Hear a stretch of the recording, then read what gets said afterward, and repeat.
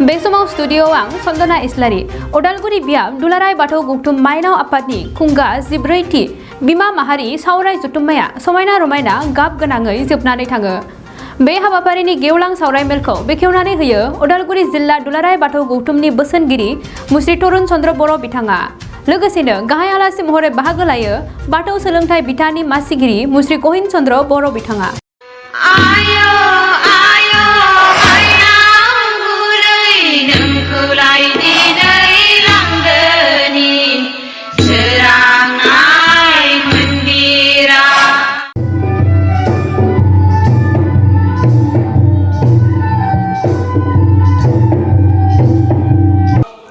बे समाव बड'लेण्ड बुब्लि आरो एसाम निउसनि मावथि नोंथांमोननिसिम आंनि गोसो गोरबोनि हामलायनाय आरो खुलुमनायखौ बावहरबाय।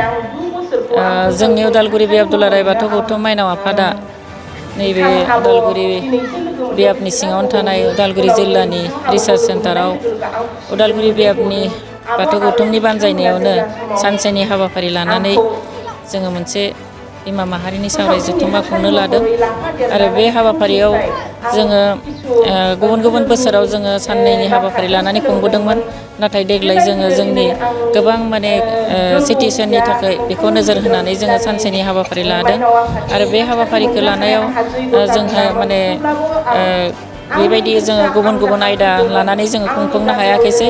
सानसेनि हाबाफारि हिसाबै जोङो सानै जोंनि गाहाय आलासि आरो बुंथिगिरि आलासि लानानै जोङो दिनैनि नैबे हाबाफारिखौ खुंफुंनो लादों, जाहाथे जोंनि उदालगुरि बियाब गौथुमनि सिङाव थानाय जोंनि गं 27 गामिनि माइनावफोरखौ जाहाथे बिथांमोननि जा आयदा बे आयदानि गियानखौ जाहाथे सोनानै हरनो हायो आरो बिथांमोना बे आलासिफोरनि गियानखौ लानानै जाहाथे गाव गावनि गामियाव मोजां रोखोमै गियानखौ सोनानै हैनो हायो, लोगोसे गावसोरनि न'खरनि गथ' गथायफोरखौबो जाहाथे बे गियानखौ होनो हायो आरो बेजों लोगोसे बे गियाननि गेजेरजों गावसोरनि न'खर समाजखौ मोनसे गोजोन थासारियाव लाबोनो हायो, बेखौ नोजोर होनानै जोङो दिनैनि नैबे सानसेनि हाबाफारिखौ खुंफुंनो लानाय जादों। दिनैनि नैबे हाबाफारियाव जोंहा उदालगुरि बियाब गौथुमनि सिङाव जोंहा 27 गामि दङ, बेनि गेजेरावनो दिनै 26 गामियानो बाहागो लानो हादों। गासै जोंहा 20 कुरिहै जोङो बिहरदोंमोन।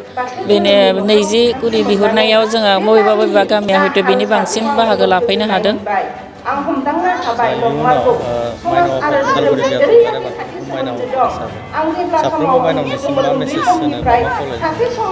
आं दिनैनि नैबे माइनाव सिबिनायनि गेजेरजों आं साफ्रोमबो माइनाव जोंनि बिबानगिरियानो जा बा गामि गांखंआव थानाय जोंनि माइनावफोरानो जा, आं नैखौ बुंनो लुबैयो जे बाथौ धोरोमानो जोंनि बर' हारिनि मोनसे गुबै धोरोम, जों बेखौ मिन्थिनो हायो आरो बे गुबै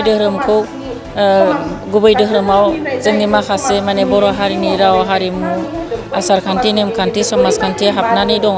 दा बेखौ जोङो फोथांना लाखिनांगौ जायोब्ला जोंनि साफ्रोमबो माइनावफोरा जोंनि बेनि आसार खान्थिखौ फालिनानै जोंहा सानफ्रोमबो इसोर सिबिनाय हुदाखौ जों खालामनांगोन आरो बेबायदि हुदाखौ खालामनायनि गेजेरजों जोंनि न'खराव समाजाव जों मोनसे गोजोन थासारिखौ लाबोनो हागोन आरो जोंनि गथ' गथायखौबो जोङो धोरोमनि बागै जों माखासे गियानखौ होनो हागोन आरो जोंनि उन्दै फैबाय थानाय इयुन जेनेरेसनखौ जुदि जोंनि बे बाथौ धोरोमनि गियानखौ जुदि जों होनो हायोब्ला निस्सय जोङो मोनसे गोग्गो इयुन जोलै जों दाफुंनो हागोन आरो बे इयुन जोलैनि गेजेरजोंनो जोंनि न'खराव समाजाव मोनसे गोजोन थासारिखौ जों लाबोनो हागोन आरो लोगोसे जोंनि बे बाथौ धोरोमखौ जोङो मुलुगनां धोरोम खालामनायाव जोङो देरहासारनो हागोन।